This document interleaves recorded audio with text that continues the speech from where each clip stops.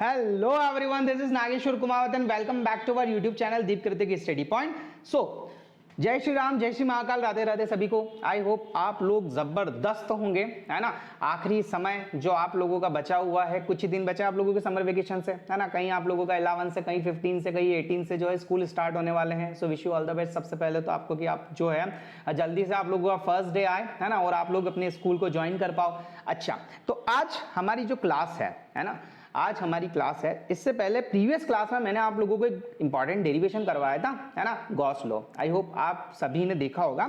सो Gauss law जो है ना बेटा, उसका सिर्फ प्रूफ ही हमारे लिए इंपॉर्टेंट नहीं है। एक्चुअल में गॉस लॉ की एप्लीकेशंस भी हमारी प्रैक्टिकल लाइफ में बहुत यूज होती है। ऐसी बहुत सारी सिचुएशंस होती है जहां पे हम लोग गॉस लॉ की हेल्प से, है ना, नेट फ्लक्स को कैलकुलेट कर सकते हैं। तो आज उन्हीं में से कुछ एप्लीकेशंस के बारे में हम लोग डिस्कस करेंगे। अब आज की क्लास में स्टार्ट करूं उससे पहले मैं आप लोगों को 2-3 टर्म्स हैं उसके बारे में थोड़ा सा डिस्कस कर लूं, ताकि हमारी क्लास के बीच में, है ना, आप लोगों को ऐसा ना लगे कि ये कहां से आया। ठीक है बेटा, तो देखिए सबसे पहले हम लोग डिस्कस करेंगे आप लोगों का लैम्डा के बारे में। आई होप आप लोगों ने कभी सुना होगा, नहीं सुना तो मैं सुना देता हूं, है ना बेटा। तो लैम्डा को बोला जाता है बेटा आप लोगों का लीनियर चार्ज डेंसिटी। क्या बोला जाता है बच्चा party? Linear charge density. Okay, अब ये क्या मतलब होता है सर इस लीनियर चार्ज डेंसिटी का? लीनियर चार्ज डेंसिटी का सीधा सा मतलब होता है बेटा प्रेजेंट चार्ज यूनिट पर लेंथ, है ना। जैसे कोई आप लोगों का एक इनफाइनाइटली लॉन्ग वायर है आप लोगों का, ठीक है, तो उस इनफाइनाइटली लॉन्ग वायर के पर यूनिट लेंथ पे, है ना, पर यूनिट लेंथ पे कितना चार्ज प्रेजेंट है उसी को हम लोग क्या बोलते हैं बेटा? लैम्डा, अपना लीनियर चार्ज डेंसिटी। और इसको काय से डिनोट करते हैं हम लोग? सो इसको लैम्डा से डिनोट किया जाता है। आई होप ये वाली चीज आप लोगों को समझ में आई होगी।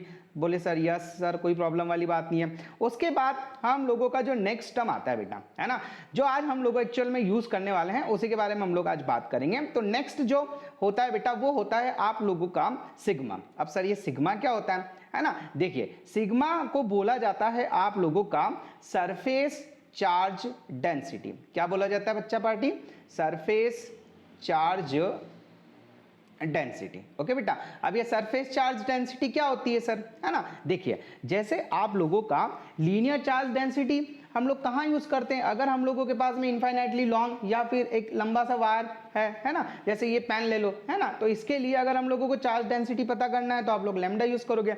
बट मान लो आप लोगों का ऐसा कोई सरफेस है ना, ये ऐसी कोई प्लेट है, ठीक है, अगर इस प्लेट पे आप लोगों को चार्ज डेंसिटी पता करनी है तो उसका फॉर्मूला होता है आप लोगों का सिग्मा, है ना, which can be written as Q upon A, जहां पे, है ना, इसका क्या मतलब होता है? इसको हम लोग बोलते हैं प्रेजेंट चार्ज यूनिट पर एरिया। और इसी तरीके से आप लोगों का एक इंपॉर्टेंट टर्म और होता है ना बेटा, जिसको बोला जाता है, जस्ट अ मिनट, इसको बोला जाता है, जस्ट अ मिनट, क्या हो गया इसको, जस्ट अ मिनट, उसे बोला जाता है आप लोगों का वॉल्यूम चार्ज डेंसिटी। ओके, इसे हम लोग रो से डिनोट करते हैं। ये रहा आप लोगों का, जैसे मान लो आप लोगों को कोई एक, ये काय के लिए बेटा? ये आप लोगों का जैसे कोई एक प्लेट हो गया, है ना, कोई एक सरफेस हो गया, उसके लिए अगर वहां पे आप लोगों को चार्ज डेंसिटी पता करनी है तो आप क्या बताएंगे? आप क्या लिखेंगे? Sigma is equals to Q upon A। वैसे ही मान लीजिए आप लोगों के पास कोई एक स्फीयर है बेटा, है ना, और वहां पे आप लोगों का कुछ चार्ज प्रेजेंट है, ठीक है बेटा, तो यहाँ पे जो डेंसिटी होती है चार्ज की उसे बोला जाता है बेटा आप लोगों का रो, है ना। और इस रो का मतलब होता है बच्चा पार्टी वॉल्यूम चार्ज डेंसिटी। क्या बोलते हैं बेटा हम लोग इसे? Volume charge density. इसका भी सीधा सा मतलब वही होता है ना, यूनिट चार्ज प्रेजेंट यूनिट पर वॉल्यूम, है ना बेटा। क्या मतलब होता है इसका? चार्ज प्रेजेंट यूनिट पर वॉल्यूम। सो आई होप तीनों की तीनों चीजें आप लोगों को समझ में आई होगी।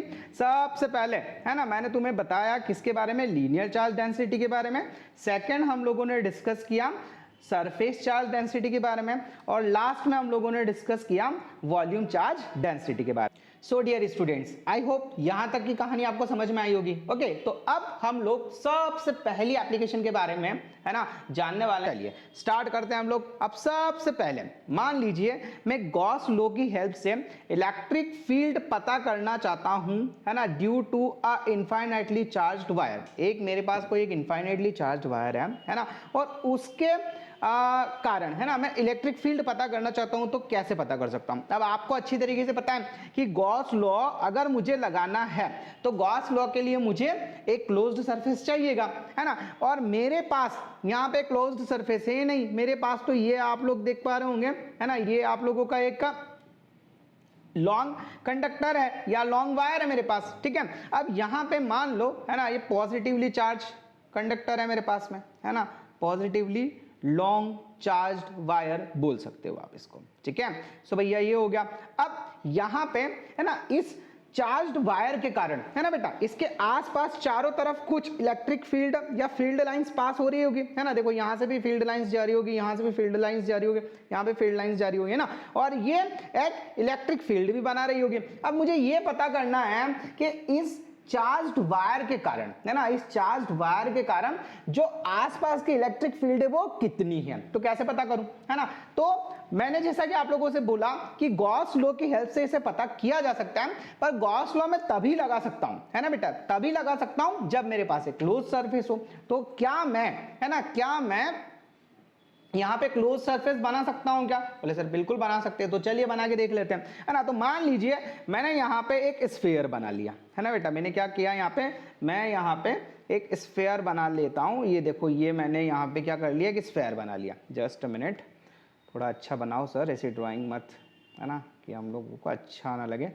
मान लो मेरे पास एक स्फेरिकल सरफेस मैंने यहाँ पे बना ली, बट बेटा ये स्फेरिकल सरफेस से क्या मैं यहाँ पे गॉस लॉ लगा पाऊंगा क्या? अब गॉस लॉ लगाने के लिए मुझे चाहिए सिमेट्री, और यहाँ पे जैसा कि तुम देख पा रहे होंगे कि यहाँ से ये वाली डिस्टेंस अलग है बेटा, है ना, और ये यहाँ से ये वाली डिस्टेंस अलग है ना। यहाँ पे जो फील्ड लाइंस होगी वो कुछ ऐसे जाएगी, और यहाँ की फील्ड लाइंस जो होगी वो कुछ ऐसे जाएगी। आपको पता है सरफेस के परपेंडिकुलर पास होती है वो, है ना। सो अब ये वाला तो प्रोग्राम फेल हो गया मेरा, है ना, तो चलो हटाओ, मतलब ये स्फीयर वाला जो है मैं यूज नहीं कर पाऊंगा। तो अब क्या करूं, है ना, अगर मान लो मैं यहां पे, है ना बेटा, अगर मान लो मैं यहां पे आप लोगों का एक सिलेंडर अगर बना दूं बेटा, है ना, अगर मैं यहां पे मान लो आप लोगों का एक सिलेंडर बना दूं, है ना, तो क्या मेरा काम हो सकता है क्या बच्चा पार्टी, है ना। जैसे मान लो मेरे पास ये एक सिलेंडर हो गया। अरे यार खराब सिलेंडर बनाया यार, बोले सर ऐसा मत बनाओ यार, अच्छा नहीं लग रहा, है ना। अरे थोड़ा एडजस्ट करो, अभी वैसे बना हुआ है, वो तो मैं तुमको समझाने के हिसाब से बना रहा हूँ, ठीक है। देखिए यहाँ पे मान लीजिए मेरे पास, है ना, एक सिलेंडर बना लिया मैंने, ठीक है। अब बताओ मुझे ये मेरे पास क्लोज्ड सरफेस हुआ कि नहीं हुआ? बोले सर बिल्कुल हो गया, है ना। अब यहाँ पे, है ना बेटा, यहाँ पे अगर आप चेक करोगे तो ये यहाँ से यहाँ तक की डिस्टेंस है, बिल्कुल सेम, यहां से यहां तक की डिस्टेंस बिल्कुल सेम, ये वाली डिस्टेंस, है ना, बिल्कुल सेम। इसका मतलब मेरा प्रोग्राम सेट हो गया, है ना। अब मान लो ये जो मैंने सिलेंडर लिया, है ना, ये मैंने कितनी लेंथ का लिया बेटा, इसका लेंथ जो है वो मैंने L कंसीडर कर लिया, है ना, और इसकी जो रेडियस है बेटा, रेडियस, है ना, क्या वो मैं R कंसीडर कर सकता हूं क्या? बोले सर बिल्कुल कर सकते हो। तो अब मुझे, है ना, इस लॉन्ग वायर के कारण इलेक्ट्रिक फील्ड पता चल सकती है क्या? बोले हाँ सर पता चल सकती है। तो चलिए स्टार्ट करें हम लोग आज का डेरिवेशन, आज का पहला श्री गणेश चालू करते हैं, है ना। तो देखिए मान लीजिए यहां पे आप लोगों का एक लॉन्ग चार्ज वायर है, इनफाइनाइटली चार्ज्ड वायर, है ना, ये आप लोगों को दिख रहा होगा, ये पॉजिटिवली चार्ज है ना, दिख रहा है बेटा पार्टी, है ना, बेटा पार्टी, बच्चा पार्टी, है ना, ये देख पा रहे हो? बोले हाँ सर बिल्कुल देख पा रहे हैं, है ना। और इसके आसपास ये ग्रीन कलर में अगर आप देखो, है ना, ग्रीन कलर में देखो तो मैंने क्या किया, मैंने क्लोज्ड सरफेस बना दी बेटा, बना दिए क्या? बोले हाँ सर बिल्कुल क्लोज्ड सरफेस बना दिए, है ना। तो अगर अब मैं, है ना, गॉस लॉ को लेके यहाँ पे बात करूं, अगर मैं गॉस लॉ को लेके यहाँ पे बात करूं तो क्या मैं, है ना, बाय गॉस थ्योरम ऐसा लिख सकता हूं क्या? कल ही आप लोगों ने देखा था, क्या था हम लोगों का गॉस लॉ? हम लोगों का गॉस लॉ था क्लोज्ड इंटीग्रल, है ना, E dot D S, okay, equals to आप लोगों का Q अपॉन एप्सिलॉन नॉट। बोले हाँ सर बिल्कुल, ठीक है। अब देखो यहां पे अगर मैं सरफेस के बारे में बात करूं बेटा, है ना, तो ये जो सिलेंडर बना हुआ है ये आप लोगों का 3 डिफरेंट टाइप की सरफेसेस से मिलकर बना हुआ है। देखो, एक फ्लैट सरफेस ये होगी, है ना, दूसरी फ्लैट सरफेस है ना, इसको आप फ्लैट ही समझना अभी, है ना, इस पे ध्यान मत देना, ये दूसरी फ्लैट सरफेस ये होगी, है ना, और तीसरी बेटा इसकी ये कर्व्ड सरफेस होगी। बोलो एग्री करते हो कि नहीं करते हो? बोले सर बिल्कुल एग्री करते हैं, है ना। तो यहाँ पे मेरे पास देयर आर 3 सरफेसेस, मैं मान लेता हूं कि मेरे पास जो है यहाँ पे 3 डिफरेंट टाइप की सरफेसेस है। अब मुझे हर एक सरफेस पे इंडिविजुअली देखना पड़ेगा कि वहां से नेट फ्लक्स की वैल्यू कितनी है ना, क्योंकि सरफेसेस अलग अलग है ना, मुझे एंगल भी तो चेक करने पड़ेंगे कि आप लोगों का इलेक्ट्रिक फील्ड और एरिया वेक्टर के बीच में, है ना, अगर आप लोगों का एंगल जो है वो अगर 0 डिग्री है तो वहां से फ्लक्स पास होगा, और अगर डिफरेंट है ना, तो फिर हम लोग देखते हैं अभी क्या होगा। तो देखो बेटा, अगर मैं इस सिलेंडर के बारे में बात करूं, है ना, और मैं यहां पे ये इस वाली डायरेक्शन में देखूं, है ना, तो देखो आप लोगों का चार्ज्ड वायर जो है ना, वो ऐसे रखा हुआ है। अब इसके चारों तरफ, है ना बेटा, इसके चारों तरफ बताओ आप लोगों की फील्ड लाइंस जाएगी कि नहीं जाएगी? बोले हाँ सर जाएगी, मतलब इलेक्ट्रिक फील्ड इसके परपेंडिकुलर होगा, मतलब ये इस डायरेक्शन में आप लोगों का इलेक्ट्रिक फील्ड होगा क्या? बोले हाँ सर, इस वाली डायरेक्शन में आप लोगों का इलेक्ट्रिक फील्ड होगा। चलिए क्लियर है ना। अब यहां पे आप लोगों का जो कर्व्ड सरफेस है बेटा, है ना, आप लोगों का जो कर्व्ड सरफेस है इसे मैं बोल देता हूं, मान लो लेट इट बी S1, है ना। सबसे पहले ये जो कर्व्ड सरफेस है ना बेटा, इस कर्व्ड सरफेस को बोल दिया मैंने, ये जो कर्व्ड सरफेस आप लोग देख पा रहे होंगे, है ना, इस कर्व्ड सरफेस को बोल दिया मैंने, आप लोगों का क्या नाम दे दिया मैंने इसे, यार ये वाला ठीक है ना, ये दे दिया मैंने, इसको नाम दे दिया मैंने इसको E1, है ना बेटा, क्या दे दिया मैंने इसको E1, ठीक है, ध्यान रखिएगा, सॉरी S, है ना। तो ये हो गया मेरा S1 सरफेस, ठीक है। अब ये जो ऊपर वाला टॉप है ना बेटा, ये हो गया मेरा, ये देखो ये हो गया मेरा S2 सरफेस, है ना बेटा, और ये जो नीचे है मेरा, है ना, ये वाला हो गया आप लोगों का, अच्छा कैमरे के कारण देख नहीं पा रहे होंगे यार आप लोग, है ना, ये देखिए ये जो लास्ट वाला सरफेस है बेटा बॉटम, इसको बोल दिया मैंने S3 surface. Is it clear? बात समझ में आ गई? बोले हाँ सर बिल्कुल आ गई। अब देखो, अगर मैं इन तीनों सरफेस को अलग अलग लिखूं, है ना, अगर मैं इन तीनों सरफेस को अलग लिखूं तो क्या होगा? देखो ये पहली सरफेस कर्व्ड सरफेस है ना बेटा, तो इसका जो एरिया वेक्टर है ना, वो भी इस डायरेक्शन में, देखो जो एरिया वेक्टर है ना, जैसे मान लो ये तुम लोगों को दिख पा रहा होगा, है ना, ये फोटो में तुम लोगों को दिख पा रहा होगा, एक छोटा सा एरिया ले रखा है हम लोगों ने, है ना, मतलब ये वाली सरफेस, है ना बेटा, ये एरिया लिया है ना, क्योंकि अभी हम लोग स्मॉल अमाउंट में कैलकुलेट करेंगे ना, तो मान लो ये इतना सा एरिया है ना, तो इसका एरिया वेक्टर आप लोगों का इधर है। बोले हाँ सर बिल्कुल इधर है ना, तो आप लोगों का ये जो एरिया वेक्टर होगा बेटा, है ना, वो एरिया वेक्टर इधर है, ये देख पा रहे होंगे, मैं थोड़ा इधर दिखा रहा हूँ आपको, है ना, जैसे मान लो ये छोटी सी सरफेस ले ली मैंने, है ना, ये यहाँ पे छोटी सी सरफेस ले ली, ठीक है बेटा। अब यहाँ से आप लोगों का जो एरिया वेक्टर होगा, है ना, अब पूरा अगर होता तो मैं बोल देता, लेकिन यहाँ पे पूरा ना होके छोटा सा सरफेस, छोटा सा एरिया में कंसीडर कर रहा हूँ, तो मैंने इसको बोल दिया DS1। बोले बिल्कुल सर। वैसा का वैसा मैंने यहाँ पे, है ना, ये यहाँ पे एक छोटा सा एरिया लिया, है ना, तो इसको बोल देता हूँ मैं DS3, है ना। बोले बिल्कुल सर। और ये जो ऊपर है बेटा, ये है ना ऊपर, इसका भी एक छोटा सा एरिया मैंने लिया, तो इसको बोल देता हूँ मैं DS3। एग्री करते हो क्या? बोले हाँ सर। अब देखो ये वाले में अगर आप देखो, है ना, जो कर्व्ड सरफेस है बेटा, आपकी जो कर्व्ड सरफेस है, जो कर्व्ड सरफेस है, यहाँ पे अगर आप देखो तो आप लोगों का जो फील्ड है बेटा, इलेक्ट्रिक फील्ड है ना, वो भी इसी डायरेक्शन में है क्या? बोले हाँ सर। तो यहाँ पे सबसे पहले अगर मैं S1 सरफेस के बारे में बात करूं तो मैं इसे क्या लिख सकता हूं? इसे लिख सकता हूं बेटा मैं, आप लोगों का ये देखो, ये हो गया आप लोगों का EDS, है ना, ये S1 के लिए बात कर रहे बेटा, है ना, तो ये हो गया आप लोगों का EDS, है ना, फर्स्ट वाली सरफेस के लिए। फिर आप लोगों का सेकंड कौन सा वाला ले रहा हूं बेटा? सेकंड ले रहा हूं मैं ये वाला, है ना। अब देखो आपकी फील्ड लाइंस तो इधर है बेटा, है ना, फील्ड लाइंस तो आप लोगों की इधर है ना, और इसका जो एरिया वेक्टर है ना, वो तो ऊपर है ना, तो फील्ड लाइंस इधर, एरिया वेक्टर इधर, फील्ड लाइंस इधर, एरिया वेक्टर इधर। तो बताओ इन दोनों के बीच में बेटा, है ना, इन दोनों के बीच में आप लोगों का 90 डिग्री एंगल बनेगा कि नहीं बनेगा? भैया ये रहा आप लोगों का इलेक्ट्रिक फील्ड, है ना बेटा, और ये यहाँ पे जो है ये ऊपर रहा आप लोगों का एरिया वेक्टर, है ना, तो यहाँ पे आप लोगों का दोनों के बीच में 90 डिग्री एंगल होगा कि नहीं होगा? बोले सर बिल्कुल होगा। तो इसे मैं फिलहाल S2 सरफेस बोल देता हूँ, है ना बेटा। तो ये हो गई मेरी E ds है ना, और एक और लास्ट है ना, जैसे ऊपर है वैसे नीचे भी होगा, तो ये हो गया मेरा S3 सरफेस है ना। तो ये हो गया बेटा मेरा E dot ds is equals to q upon epsilon not है ना। अच्छा, आप सोच रहे होंगे बोले सर आप यहाँ पे इंटीग्रेशन पे आपने ये नॉट क्यों नहीं लगाया है ना। तो देखो उसका कारण ये है, अब जब मैंने अलग अलग सरफेस ले लिया है ना, यहाँ पे अलग ले लिया, यहाँ पे ले लिया, यहाँ पे इसको अलग ले लिया है ना, तो फिर काहे का आप लोगों का क्लोज्ड सरफेस है ना। अब आप लोगों को पता है कि हम लोग E और ds के बीच का एंगल देखते हैं। तो सबसे पहले मैं अगर इस कर्व्ड सरफेस के बारे में बात करूं है ना, तो देखो इलेक्ट्रिक फील्ड लाइंस भी इस डायरेक्शन में, मतलब इलेक्ट्रिक फील्ड वेक्टर भी यही है और आप लोगों का एरिया वेक्टर भी यही है, मतलब यहाँ पे दोनों के बीच में जो एंगल होगा वो कितना होगा 0 डिग्री। ठीक है बेटा, तो ये आप लोगों का जो S1 है ना, यहाँ पे EDS cos थीटा, और cos थीटा की जगह कितना लिख दूं मैं 0 डिग्री। एग्री करते हो? बोले यस सर। जो सेकंड वाला है बेटा है ना, वहां पे हो जाएगा आप लोगों का S2 के लिए। अब देखो इलेक्ट्रिक फील्ड लाइंस तो इधर है, एरिया वेक्टर उधर है, तो दोनों के बीच में कितने का एंगल बना सर 90 डिग्री का। तो ये हो गया बेटा आप लोगों का EDS cos 90। आई होप ये वाली कहानी क्लियर है ना। और लास्ट में आप लोगों का ये जो थर्ड वाला है ना, ये भी ऐसा ही होगा, तो इसको लिखेंगे हम लोग EDS cos 90। ओके, तो ये भी हो गया आप लोगों का cos 90। अब मैं इसको थोड़ा सा छोटा कर लूं है ना, ताकि इसको अच्छे से लिख पाए हम लोग है ना। जस्ट अ मिनट, देखो क्लियर है ना। तो इसके इक्वल कितना लिखेंगे बेटा हम लोग q upon epsilon not. Is it clear? बोले यस सर। देखो कैमरा बीच में तो नहीं आ रहा, नहीं आ रहा है ना। अरे ये नहीं, इसको जस्ट मिनट यार, एक सेकेंड, मैं थोड़ा सा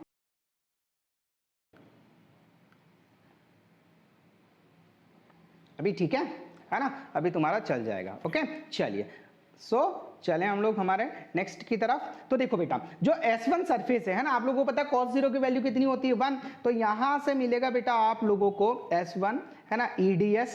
ओके, अब ये जो आप लोगों का cos 90 होता है वो कितना होता है 0, तो बेटा ये आप लोगों का यहां से वैल्यू आ गया 0। और ये जो S3 है बेटा है ना, ऊपर और नीचे दोनों पे जो फ्लक्स होगा बेटा वो कितना हो जाएगा 0, क्योंकि दोनों के बीच में कितने डिग्री का एंगल है 90 डिग्री का। सो ये भी 0 हो गया, ये भी 0 हो गया है ना। सो इक्वल्स टू कितना बचा बेटा आप लोगों का q upon epsilon not. I hope यहाँ तक की कहानी आप लोगों को बहुत अच्छे से समझ में आ गई होगी।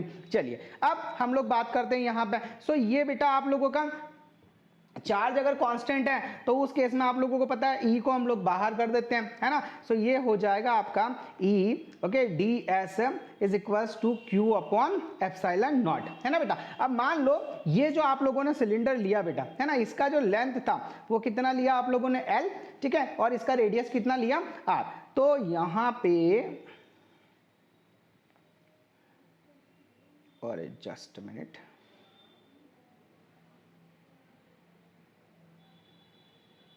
जस्ट मिनट, हाँ मैं इसको, क्लियर है, कोई प्रॉब्लम तो नहीं आ रहा है, देख पा रहे हो? बोले यस सर। चलिए इसको थोड़ा सा छोटा करने की कोशिश कर रहा हूँ मैं, ताकि आप लोगों को अच्छे से समझ में आ जाए। अभी ठीक है। ओके सो यहाँ पे है ना बेटा, अब हम लोगों को ये देखिए, अगर ये अपने आप में कर्व्ड सरफेस है ना बेटा, तो सिलेंडर का अगर मैं surface area, curved surface area निकालूं तो कितना होता है बेटा 2 पाई r। और आप लोगों का हाइट कितना है यहाँ पे L, तो क्या मैं यहाँ पे ये जो ds है बेटा है ना, इस ds की जगह आप लोगों का ऐसा लिख सकता हूँ क्या, E इंटू 2 पाई r L लिख सकते हैं? बोले सर बिल्कुल लिख सकते हो। और ये हो जाएगा आप लोगों का q अपॉन एप्सिलॉन नॉट। यहां तक की कहानी क्लियर है? बोले सर बिल्कुल क्लियर है। अच्छा एक बात बताओ मुझे, क्या मैं Q को भी कुछ लिख सकता हूं क्या? किस टाइप का वायर है मेरे पास है ना, फर्स्ट वाला है ना, किस टाइप का वायर है भैया? यहाँ पे मेरे पास एक लॉन्ग वायर है, तो अगर मुझे यहाँ पे आप लोगों का लीनियर चार्ज डेंसिटी चाहिए तो मेरा फॉर्मूला क्या होता है, lambda is equals to QL। तो क्या है ना, क्या मैं यहाँ पे देखो, because lambda is equals to Q upon L, so क्या मैं यहाँ पे Q is equals to lambda into L लिख सकता हूँ क्या? बोले हाँ सर बिल्कुल लिख सकते हो। तो देखिए ये हो जाएगा मेरा E is equals to, Q की जगह लिखा बेटा मैंने लैम्डा L, ठीक है, और ये 2 पाई RL में नीचे लेके गया तो ये हो गया मेरा 2 पाई RL एप्सिलॉन नॉट, तो ये L से L कैंसिल हो गया है ना, यानी कि फाइनली मेरे पास जो इलेक्ट्रिक फील्ड आया due to a long infinitely charged wire वो आया आप लोगों का lambda upon 2 pi epsilon not R, है ना। तो ये आप लोगों का रिक्वायर्ड फॉर्मूला है, इसकी हेल्प से आप एक लॉन्ग इनफाइनाइटली चार्ज्ड वायर के लिए इलेक्ट्रिक फील्ड पता कर सकते हो। आई होप ये कहानी आपको बहुत अच्छे से समझ में आई होगी। अच्छा, यहाँ पे एक इंपॉर्टेंट पॉइंट और मैं तुमको बता दूं, देखो अगर इसको थोड़ा सा आप एडजस्ट करके लिखो, है ना, क्योंकि ये छोटे मोटे जो कांड है ना वो सीबीएसई करता रहता है, ठीक है। अगर आप मान लो इसे के की फॉर्म में लिखना चाहते हो तो कैसे लिखोगे, तो अगर बेटा मान लो मैं यहाँ पे ऊपर आप लोगों का 2 से मल्टीप्लाई कर दूं, है ना, और नीचे आप लोगों का 2 से डिवाइड कर दूं, तो एक 2 ऑलरेडी था, तो ये आप लोगों का 4 पाई एप्सिलॉन नॉट R बना कि नहीं बना, बोले सर बिल्कुल बना। और आप लोगों को पता है क्या, पता है, आप लोग अच्छे तरीके से जानते हो, जस्ट अ मिनट, आप लोग यहाँ पे है ना अच्छे तरीके से जानते हो कि आप लोगों का है ना जो के होता है बेटा, के वो कितना होता है, वो होता है आप लोगों का 1/4 पाई एप्सिलॉन नॉट, है ना। तो अगर मैं ये वाली वैल्यू यहाँ पे सब्सटीट्यूट करूँ तो क्या मैं यहाँ पे इसको ऐसे भी लिख सकता हूँ क्या, E इज इक्वल्स टू आप लोगों का 2 लैम्डा के अपॉन, ठीक है, कितना हो जाएगा बेटा 4 पाई एप्सिलॉन नॉट, तो के साथ चला गया, क्या बचेगा सिर्फ मेरे पास R। सो यहां से अब ऐसा मैंने क्यों किया, यहां पे मुझे आप लोगों को एक बहुत इंपॉर्टेंट रिजल्ट के बारे में बताना है, और वो ये बताना है बेटा कि आप देखिए अगर आप लोगों को इलेक्ट्रिक फील्ड है ना कंपेयर करना हो, ठीक है बेटा, इलेक्ट्रिक फील्ड कंपेयर करना हो तीनों चीजों में, कहां पे, एक तो लॉन्ग इनफाइनाइटली चार्ज वायर के लिए, ठीक है, एक आप लोगों का electric field due to point charge के लिए, और एक आप लोगों का electric field due to dipole के लिए। तो देखिए तीनों के फॉर्मूले अगर मैं आप लोगों को यहां पे लिखूं, है ना बेटा, तो ड्यू टू पॉइंट चार्ज, ठीक है, ड्यू टू पॉइंट चार्ज, यहां पे आप लोगों का फॉर्मूला क्या था बेटा, यहां पे आप लोगों का फॉर्मूला था E इज इक्वल्स टू के Q upon R square, my right, ठीक है बेटा। उसके बाद में आप लोगों ने डाइपोल, है ना, के लिए इसको सॉल्व किया था, तो यहाँ पे आप लोगों का ड्यू टू डाइपोल अगर मैं देखूं, ड्यू टू डाइपोल अगर मैं देखूं, है ना बेटा, तो वो फॉर्मूला था आप लोगों का E इज इक्वल्स टू, है ना, अभी एक्सियल के लिए बात कर लेते हैं, एक्सियल पोजीशन के लिए, तो वो था आपका 2pk अपॉन R क्यूब, बोले हाँ सर बिल्कुल, है ना। और अभी आप लोगों ने लॉन्ग चार्ज्ड वायर के लिए देखा, है ना बेटा, तो वो कितना आया आपका, है ना, due to, okay, due to infinitely due to, okay, अरे यार जस्ट अ मिनट, कैमरा ठीक है, okay, due to infinitely, okay चलेगा ना, इनफाइनाइटली, है ना, चार्ज्ड वायर, ठीक है बेटा। इसके लिए अगर मैं बात करूं चार्ज्ड वायर, है ना, इसके लिए अगर मैं बात करूं, ठीक है, सो आप लोगों ने देखा E will be equals to कितना है बेटा, यहाँ पे आप लोगों का जस्ट इसके पहले 2 लैम्डा के अपॉन R, है ना बेटा, कितना है 2 लैम्डा के अपॉन R, ओके, कैमरा बीच में तो नहीं आ रहा है, जस्ट अ मिनट, नहीं आ रहा है, ठीक है बेटा। सो अब इन तीनों फॉर्मूलों से हमें क्या पता चलता है, क्योंकि यहाँ पे, है ना, यहाँ पे बेटा आप लोग अगर एक लॉन्ग चार्ज वायर के लिए बात करूं बेटा, है ना, तो ये तो सारे कांस्टेंट है, तो ये 1 अपॉन, है ना, इट इज जो इलेक्ट्रिक फील्ड होता है बेटा, है ना, ये इनवर्सली प्रोपोर्शनल होता है उसकी डिस्टेंस के, किसके होता है बेटा, उसकी डिस्टेंस के इनवर्सली प्रोपोर्शनल होता है ना। लेकिन अगर आप बात करो पॉइंट चार्ज के लिए, तो वहां पे बेटा जो इलेक्ट्रिक फील्ड होता है ना वो इनवर्सली प्रोपोर्शनल होता है the square of the distance, है ना, मतलब आप लोगों का इलेक्ट्रिक फील्ड डिस्टेंस बढ़ाने पे और जल्दी जल्दी डिक्रीज होगा। और अगर आप बात करो पॉइंट चार्ज के लिए बेटा, है ना, तो यहां पे आप लोगों का जो इलेक्ट्रिक फील्ड होता है that is inversely proportional to the cube of distance, है ना, जो आप लोगों का डिस्टेंस होता है ना बेटा, उसके क्यूब के इनवर्सली प्रोपोर्शनल होता है ना। तो अगर हम लोग देखें, है ना, अगर हम लोग देखें सेम डिस्टेंस के लिए, ठीक है, सेम डिस्टेंस के लिए, तो अगर आप लोगों ने मान लो, है ना, डिस्टेंस को 2 मीटर रखा, कितना रखा बेटा, 2 मीटर डिस्टेंस रखा, तो सबसे कम इलेक्ट्रिक फील्ड जो है वो लॉन्ग चार्ज वायर का डिक्रीज होगा, उससे ज्यादा आप लोगों का पॉइंट चार्ज के लिए डिक्रीज होगा, और उससे ज्यादा आप लोगों का डाइपोल मोमेंट के लिए डिक्रीज होगा। आई होप ये कहानी आपको बहुत अच्छे से समझ में आ गई होगी यहां तक, है ना, आप लोगों का जो है किसी टाइप का कोई भी कंफ्यूजन नहीं रहा होगा, ठीक है। सो चलिए एक बढ़िया सा न्यूमेरिकल अगर हम लोग इसके ऊपर कर लें सर, है ना, तो हम लोगों के डाउट जो है वो और अच्छे से क्लियर हो जाएंगे। तो चलिए हम लोग एक प्यारा सा न्यूमेरिकल निपटा देते हैं, है ना। सो देखिए यहाँ पे एक अच्छा क्वेश्चन बड़ा जोरदार है ना बेटा, मतलब क्वेश्चन इतना जोरदार है ना, कि तुम पढ़ के बेहोश हो जाओगे, ठीक है। अब ये इतनी लंबी चौड़ी रामायण लिखी हुई है, मैं तुम्हारी भावनाओं को बिल्कुल समझ सकता हूँ, है ना। बोले सर यहाँ तो पैसे जिंदगी में तनाव चल रहे, है ना, अब क्या तो पढ़े ना क्या समझे, है ना, क्वेश्चन की लेंथ देखो, है ना, देख के डर जाओगे तुम लोग। लेकिन जब भी क्वेश्चन बेटा मतलब एग्जांपल तुम्हारा एनसीईआरटी का ये इतना बड़ा क्वेश्चन होता है ना, तो हमको कभी भी, है ना बेटा, कभी भी उसकी लैंग्वेज से डरना नहीं है ना। मतलब उसने बेहतरीन तरीके से समझा रखा होगा, बेहतरीन तरीके से समझा रखा होगा कि तुमको उसमें क्या फाइंड करना, अगर उसने यहाँ पे इतनी लंबी चौड़ी रामायण लिखी हुई है तो चलिए स्टार्ट करें बिना वेस्टिंग टाइम, है ना। देखिए क्या लिख रहा है ये बोल रहा है ना, ये बोल रहा है कि इलेक्ट्रिक फील्ड इज यूनिफॉर्म। मान लो आप लोगों का जो इलेक्ट्रिक फील्ड है वो कैसा है, यूनिफॉर्म। बोले ठीक है सर समझ में आ गया। आगे बोल रहा है and in the positive x direction for positive x and uniform with the same magnitude but in negative x direction for negative x, है ना। जैसे मान लो आप लोगों का इसका यूं कहना है बेचारे गरीब का कि भैया ये तुम्हारी यूनिफॉर्म इलेक्ट्रिक फील्ड है भैया, ठीक है। बोले ठीक है सर।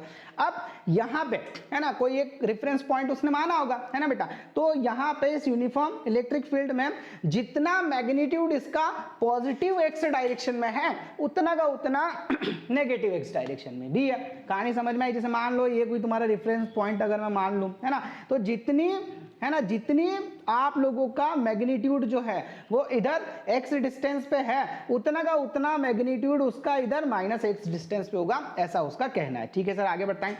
तो अब ये बोल रहा है कि इट इज गिवन दैट, अब उसने इलेक्ट्रिक फील्ड की वैल्यू दी हुई है, ई का वैल्यू दिया हुआ है आपको। कितना दिया हुआ है बेटा, यहाँ पे आप लोगों का जो ई है, यहाँ पे आप लोगों का जो ई है, अच्छा इसको मैं पीछे लिखता जाता हूँ ताकि हम लोगों को परेशानी ना हो, है ना बेटा। जो ई है वो दे रखा आप लोगों को 200 ओके न्यूटन पर कुलाम, है ना, 200 आई जो आप लोगों का इलेक्ट्रिक फील्ड है वो दिया उसने 200 आई कैप न्यूटन पर कुलाम, है ना। अच्छा ये किसके लिए दिया है, स्पेशली उसने बोला भी है ना, कि it is for x when x is greater than 0, है ना, मतलब एक्स की वैल्यू जो है वो कैसी हो, पॉजिटिव हो। तो भैया ठीक है, ये कब लेना है आपको, ये लेना है आपको जब आप लोगों का एक्स का वैल्यू ग्रेटर देन 0 हो, ठीक है सर। आगे बताओ, आगे बोल रहा है कि is equals to -200 i newton per coulomb for x less than 0। आप लोगों का एक्स लेस देन 0 कब लेना है, जब आप लोगों का कब हो बेटा ये नेगेटिव डायरेक्शन में हो, है ना।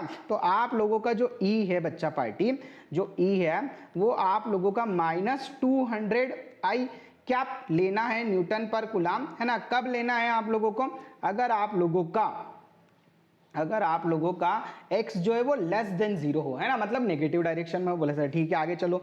अब फिर ये बोल रहा है बेटा कि right circular cylinder of length 20 centimetre. मान लो यहाँ पे तुम्हारा जो है एक सिलेंडर रखा हुआ है, ठीक है, ये एक सिलेंडर रख दिया भाई साहब हमने, है ना, रख दिया साहब, ये लो, है ना।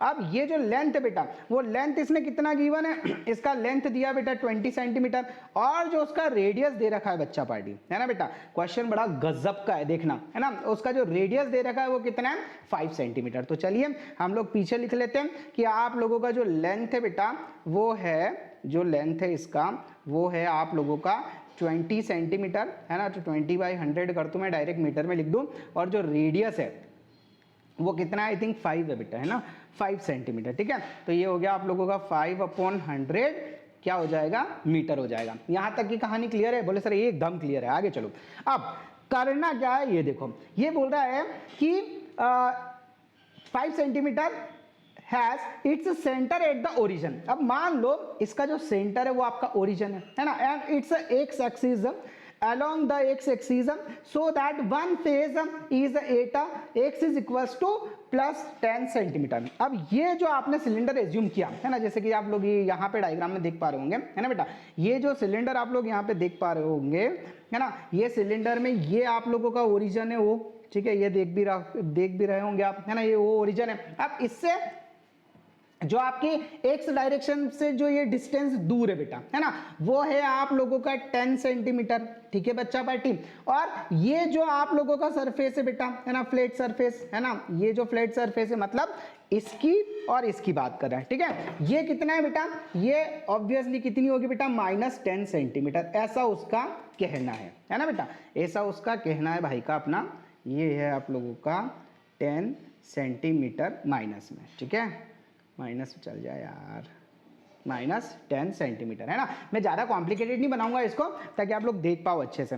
अब फिर क्या बोल रहा है ना, तो देखो ये आप लोगों का पॉजिटिव डायरेक्शन में 10 दिया, नेगेटिव डायरेक्शन में भी 10 दिया है ना सेंटर से। अब सबसे पहला question, what is net outward flux through each flat face है ना, ध्यान रखना पहला जो तुमको कैलकुलेट करना है बेटा है ना, तो तुमको पहले कैलकुलेट करना है नेट फ्लक्स, क्या नेट फ्लक्स ही बोला ना, द नेट फ्लक्स, ठीक है ना। तो नेट फ्लक्स पता करना है बेटा तुमको, अरे यार जस्ट मिनट, नेट फ्लक्स,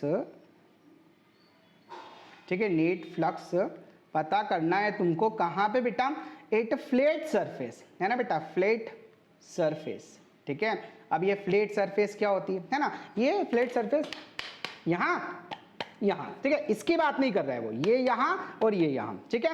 तो देखो आप लोगों को पता है ना कि यहाँ पे जो आप लोगों का इलेक्ट्रिक फील्ड है बेटा है ना, वो इस डायरेक्शन में है कि नहीं है बच्चा पार्टी, देखना ध्यान से, ये इस डायरेक्शन में है कि नहीं है, बोले सर बिल्कुल है ना। उसके बाद में आप लोगों का जो ये एरिया इसने ले रखा है ना, जैसे ds जो इसने एरिया ले रखा है ना, उसका एरिया वेक्टर भी इसी डायरेक्शन में होगा कि नहीं होगा, बोले सर बिल्कुल होगा। तो बताओ यहाँ पे अगर मैं इसको है ना, ये जो फ्लैट सरफेस है ये वाला है ना, इसको अगर जो राइट, अच्छा काम करते राइट साइड लेके बात करते हैं ना, तो अगर मुझे ये इधर वाला जो फ्लक्स है बेटा, इधर वाला है ना, ये इसके लिए इसको मैं F1 मतलब आप लोगों का φ1 बोल देता हूं, ठीक है। ये जो मैं फाइंड करना चाहता हूं इस पे ये हो जाएगा आप लोगों का φ1 है ना, ये जो मैं पता करना चाहता हूं ये हो जाएगा आप लोगों का φ2, और जो कर्ड सरफेस है बेटा है ना, जो कर्ड सरफेस है इसके लिए ले लेता हूं मैं φ3। इतना क्लियर है, बोले हाँ सर। अब देखो अगर मुझे कर्ड सरफेस निकालनी है कहां पे, राइट साइड वाली, मतलब F1,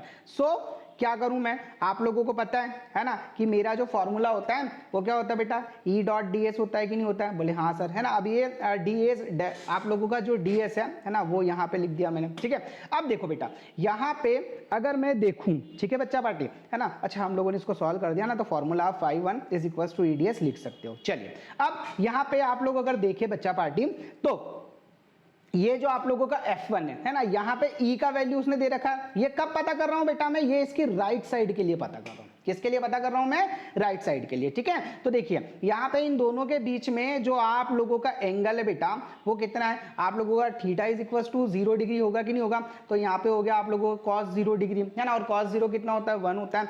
सो φ1 जो आप निकालेंगे है ना बेटा, φ1 जो आप निकालेंगे, अच्छा E का वैल्यू कितना है आप लोगों का 200, बोले हाँ सर बिल्कुल, ठीक है।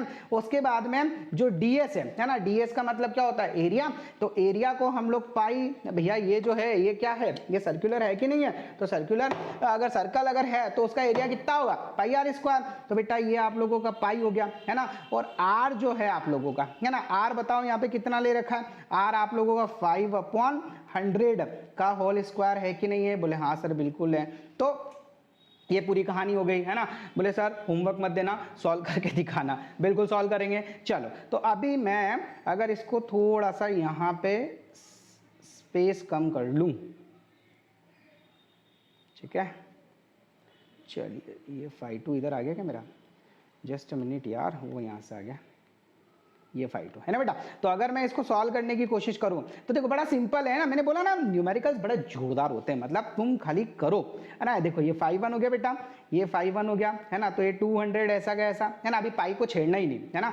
देखो 5 × 5 कितना हो जाएगा 25, बोले हाँ सर, और ये नीचे 100 जो है ना, तो ये 00 और लगा दो है ना, 4 टाइम्स हो जाएगी। तो देखो बेटा ये इससे कैंसिल, बोले हाँ सर, और 25 4 जा आप लोगों का 100 होता है कि नहीं होता है, बोले हाँ सर बिल्कुल होता है ना। ये आप लोगों का पाई एज इट इज हो गया। तो बेटा यहाँ पे आप लोगों का जो phi 1 बना बच्चा है ना, वो क्या आप लोगों का 2/4 कितना होता है 0.5 है ना, तो ये हो गया आप लोगों का 0.5 है ना बेटा पाई। ठीक है, फिलहाल मैं इसको पाई ही लिखने दे रहा हूं।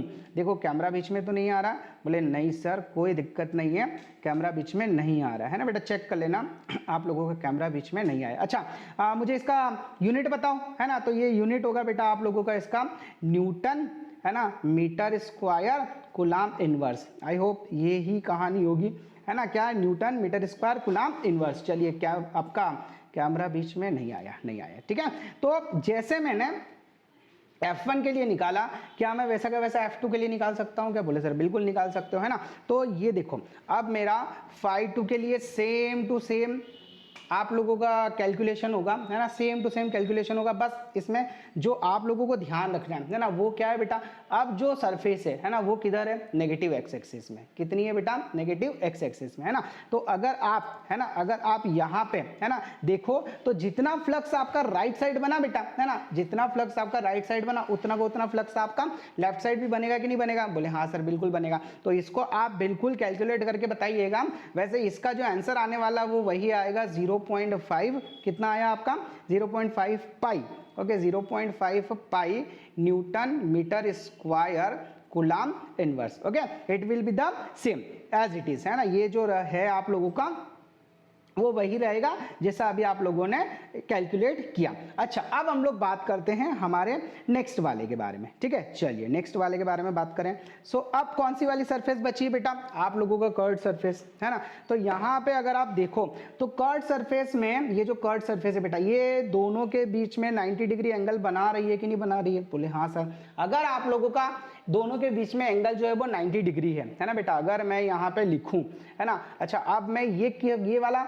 ये मैंने दोनों फ्लैट सरफेसेस के लिए कैलकुलेट कर दिया है ना। phi 1 का वैल्यू भी कितना आया आपका 0.5 पाई और इसके लिए भी कितना आया 0.5 पाई। अब मैं आप लोगों का बी वाला पार्ट करने जा रहा हूं है ना। देखो बी पार्ट है ना, ये बी पार्ट क्या बोल रहा है, what is the flux through the side of the cylinder.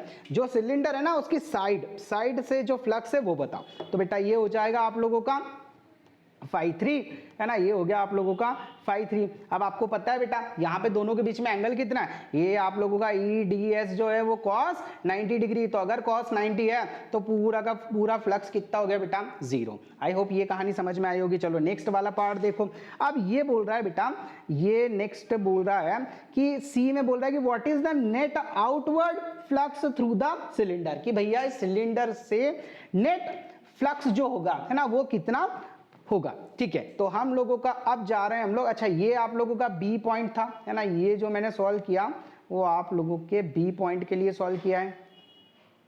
ठीक है ये मैंने सॉल्व किया है आप लोगों का बी पॉइंट के लिए। ठीक है और अब मैं करने वाला हूं सी पॉइंट के लिए। ठीक है बेटा, तो अब मुझे नेट फ्लक्स निकालना है ना। तो नेट फ्लक्स कैसे पता करते हैं बेटा, तीनों सरफेस का जो फ्लक्स है उसको ऐड करके। तो देखिए phi 1 plus phi 2 plus phi 3 है ना बेटा। तो यहाँ पे phi 1 का वैल्यू कितना है 0.5 पाई, इसका कितना है 0.5 पाई है ना बेटा। और आप लोगों का phi 3 कितना था, ये आप लोगों का 0। तो दोनों को अगर मैं ऐड करूं तो मेरे पास बेटा पाई आया कि नहीं आया। और पाई जो है, क्या मैं पाई को बेटा है ना, क्या मैं पाई को आप लोगों का 3.14 लिख सकता हूं क्या, बोले सर बिल्कुल लिख सकते हो। तो ये हो गया मेरा newton metre inverse coulomb newton metre square coulomb inverse. तो आई होप आप लोगों को ये क्वेश्चन बहुत अच्छे से समझ में आया होगा है ना। बिल्कुल भी जल्दबाजी के साथ मैंने आपको ये नहीं समझाया, साथ में जो डेरिवेशन मैंने आपको करवाया था है ना बेटा, जो डेरिवेशन मैंने आपको करवाया था वो भी आप लोगों को बहुत अच्छे से समझ में आया होगा। टाइम देख लें, ज़्यादा तो नहीं हो गया, नहीं तो क्लास लंबी हो जाएगी है ना। अपने को क्लास लंबी चलानी नहीं है। ठीक है चलो आज के लिए आई थिंक इनफ है ना। सो आई होप आप लोगों को ये जो है स्टोरी पूरी अच्छी लगी होगी, है ना। कोई जल्दी नहीं है, बस तुम लोग अच्छे से ये सारी चीज़ें कैलकुलेट करो, है ना, और इसको समझ पाओ, ठीक है। इसी के साथ में अच्छा हाँ, एक पार्ट और रह गया, सॉरी कहाँ समझ पाओ, एक पार्ट और रह गया शायद मेरे ख्याल से उसका, डी पार्ट है ना बेटा। अभी तो डी और है, बोले सर क्या जान लेगा ये क्वेश्चन हमारी, ले ही लेगा, है ना। देखो what is the net charge inside the cylinder बेटा। अब फ्लक्स पता चल गया, अब चार्ज बताओ कि कितना है बच्चा पार्टी, है ना। तो देखो चार्ज कैसे पता करोगे बेटा, चार्ज कैसे पता करोगे। चार्ज के लिए आप लोगों को गजब यार, एक पार्ट रह जाता नहीं तो तुम्हारा, है ना। जस्ट अ मिनट, हाँ बेटा जस्ट अ मिनट यार, इसको थोड़ा इसकी साइज रिड्यूस कर दूं मैं, तो हम लोगों को यहाँ से कहीं जाना नहीं पड़े। देखो बेटा अब आप लोगों का ये सी वाला पार्ट हो गया। अच्छा डी वाला पार्ट मैं आप लोगों का इधर सॉल्व कर रहा हूँ, ठीक है। ये हो गया मेरा डी वाला पार्ट, ठीक है। तो ये मेरा डी पार्ट है। यहाँ पे क्या पूछा उसने, नेट चार्ज पूछा है ना। तो आप लोगों को पता है कि आप लोगों का जो फाई होता है वो होता है आपका क्यू अपॉन एप्सिलॉन नॉट, है ना। अब वो क्यू पूछ रहा है, चार्ज पूछ रहा है, तो क्यू इज इक्वल्स टू आप लोगों का कितना हो जाएगा, फाई टू एप्सिलॉन नॉट, है ना। तो क्यू अब फाई कितना आया आप लोगों का 3.14, है ना, और एप्सिलॉन नॉट की वैल्यू कितनी होती है 8.85 इंटू 10⁻12 कूलम। यहाँ पे कैलकुलेशन मैं आपको नहीं करके बताऊंगा, ये आप लोगों को खुद से करके, है ना, मुझे कमेंट बॉक्स में आंसर बताना है कि सर आपके कहने पे, है ना, हम लोगों ने सॉल्व किया और मेरा आंसर इतना आया। ये तुम्हारा बस आज का होमवर्क है। कल इसकी एक और एप्लीकेशन के बारे में हम लोग पढ़ेंगे, विथ न्यूमेरिकल पढ़ेंगे, ताकि आप लोगों के कॉन्सेप्ट जो है वो क्लियर हो, है ना। और तुम लोगों को क्लास अच्छे से समझ में आ रही है कि नहीं आ रही है, अगर कोई परेशानी हो तो मुझसे ज़रूर शेयर करना। आई होप यहाँ तक जो है तुम लोगों को बहुत अच्छे से समझ में आया होगा, किसी टाइप का कोई प्रॉब्लम नहीं रहा होगा। तो चलिए इसी के साथ आज की क्लास को हम लोग करते हैं यहीं पे दी एंड। सो अगर आपको मेरी मेहनत पसंद आ रही है, okay, so please share with your friends and like the channel. और आप लोग अगर इस चैनल पे नए हैं so you can subscribe our channel, है ना। वैसे तुम लोग कर ही दोगे यार, कहाँ कहने की जरूरत है, आगे तुम अपने वाले जो ठहरे, ठीक है। चलिए तो इसके बाद मिलते हैं हम लोग हमारी नेक्स्ट क्लास में, तब तक के लिए जय श्री राम, जय Shri Mahakal, Radhe Radhe, thank you so much.